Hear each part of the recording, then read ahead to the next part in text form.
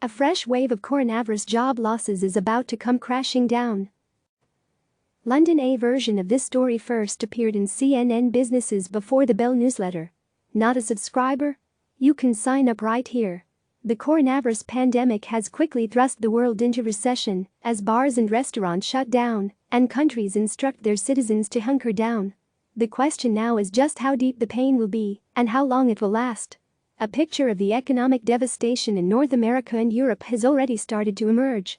A U.S. government report published Thursday showed that 281,000 Americans filed for their first week of unemployment benefits last week, a sudden 33% jump over the week before, and the largest percentage increase since 1992. This week is expected to be much worse. Goldman Sachs predicts that a shocking 2.25 million Americans will have filed for their first week of unemployment benefits. That would be 8 times the number of people who filed last week and the highest level on record. Watch this space. The investment bank thinks the U.S. unemployment rate will shoot up from an all-time low of 3.5% to 9% over the next couple of quarters. Fears about joblessness on this scale could jolt markets again.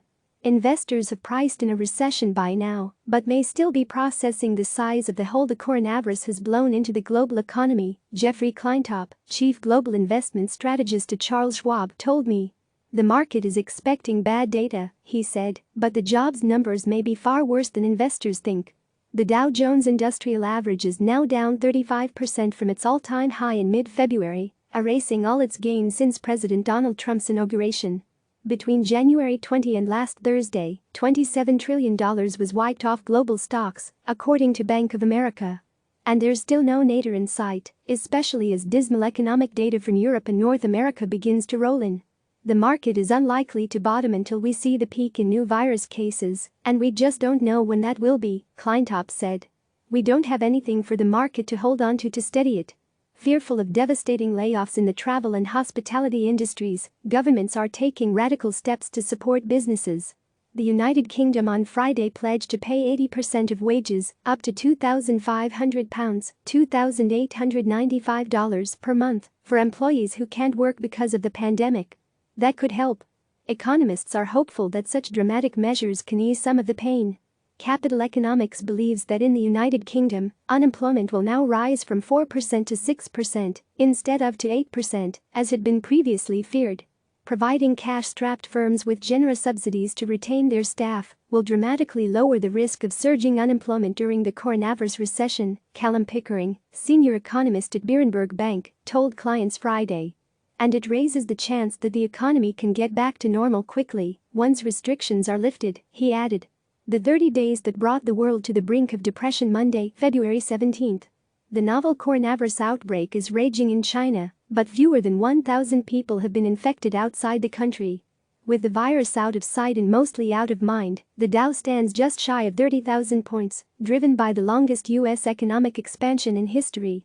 What investors couldn't know is that over the next 30 days, the coronavirus would burst out of quarantine in China, with major outbreaks in South Korea and Italy, then Spain, France, Germany, the United Kingdom and the United States. It brought business to a sudden stop, sent stock markets into a meltdown, and forced central banks to take emergency action on a scale even greater than during the 2008 global financial crisis. Where we stand. A global recession, once unthinkable in 2020, is now a foregone conclusion, and some experts warn that the pandemic could drag the world's economy into a depression. And the coronavirus outbreak may just be getting started. Central banks and governments have unleashed a tsunami of interest rate cuts, loan guarantees and new spending, tapping emergency powers to reassure investors, cushion the shock to companies and workers, and preserve the foundations of a functioning economy for the future. Yet the rescue efforts may already be too late. In the worst case, entire industries could be destroyed, the credit ratings agency Moody's told clients on Friday. Read the full story from my CNN business colleague Charles Riley here. Up next Tuesday. March PMI data, Nike, NKE, earnings Wednesday. Germany business climate data, U.S. crude inventories Thursday. Germany consumer confidence, U.S. initial jobless claims Friday. U.S. personal income and spending. Click subscribe to receive the latest news.